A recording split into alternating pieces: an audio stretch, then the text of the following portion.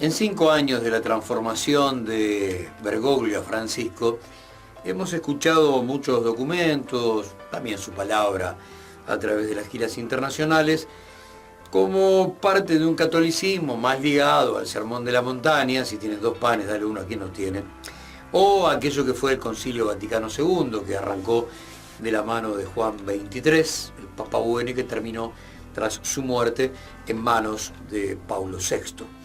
Una iglesia que formaba parte de una especie de perfume planetario allá por la década del 60, ligado a Revolución Cubana, Vietnam, liberación de países africanos, Cordobazo, etcétera, etcétera. Resulta que en los últimos días apareció un documento que destroza a las offshore como guarida fiscal y que le pega muchísimo al sistema de endeudamiento externo que a nivel global va generando la pobreza en muchísimos países.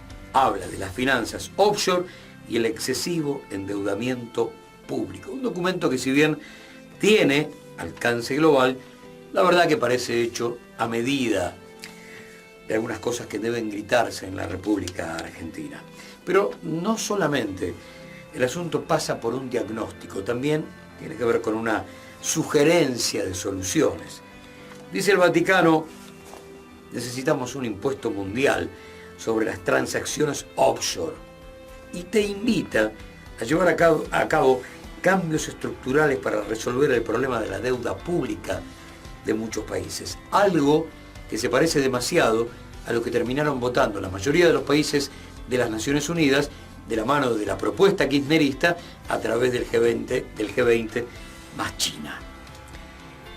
Se ha observado en efecto que la riqueza privada acumulada en los paraísos fiscales por algunas élites han casi igualado la deuda pública de sus respectivos países. Pasa en la Argentina y en muchos países en vías de desarrollo que la guita que está afuera equivale al monto de la deuda externa. El origen de esa deuda a menudo está en los pasivos económicos generados por privados y luego descargados sobre los hombros del sistema público. Acordate, estatización de la deuda externa privada, Cavallo, Banco Central, 1982. Entre otras cosas, es bien sabido que importantes sujetos económicos tienden a buscar la socialización de las pérdidas, frecuentemente con la connivencia de los políticos. Insisto, estatización de la deuda externa privada, 1982, con Cavallo como presidente del Banco Central y Carlos Melconian como jefe del Departamento de Deuda Externa. Hablo del 82, no del presente, aunque los apellidos sigan vivitos y coleando por ahí. Dice que las offshore son lugares que se han convertido hoy día en ocasión de operaciones financieras a menudo al límite de la legalidad. ¿Y esto qué quiere decir? Que si cuando estás al límite de la legalidad, en realidad ya pasaste la frontera de lo ilegítimo, que no es lo mismo, pero que cuando sos un animal político necesitas de las dos cosas: ser legal y ser legítimo. Está claro que esto ha restado recursos decisivos a la economía real y ha contribuido a la creación de sistemas económicos basados en la desigualdad. ¿Te acordás?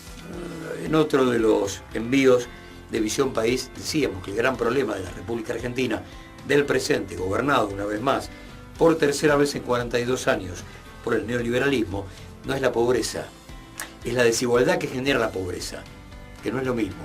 No es un país pobre, es un país empobrecido por el capital que otra vez viene a chupar de la teta del Estado.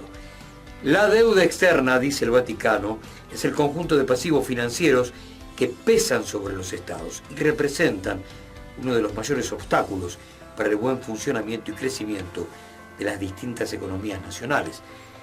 Por lo tanto, dicho esto, en un país que tiene una estaca de 100 años con un mono lanzado, con una sonrisa por Caputo y compañía, la palabra papal tiene un peso sustancial, con mucho valor agregado.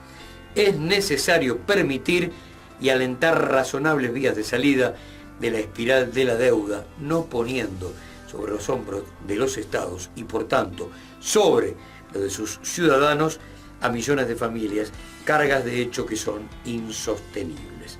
Todo lo dicho hasta ahora no afecta solo a entidades fuera de nuestro control, sino que cae también dentro de la esfera de nuestra responsabilidad, dice el Vaticano. Ya lo tenés ahí a Francisco no como pastor, sino como jefe de Estado. El número de personas que viven en pobreza extrema sigue siendo enorme y a veces parece volver a estar en auge un egoísmo miope y limitado a corto plazo, el cual, prescindiendo del bien común, excluye de su horizonte la preocupación no solo de crear, sino también de difundir riqueza y eliminar las desigualdades que hoy son muy pronunciadas.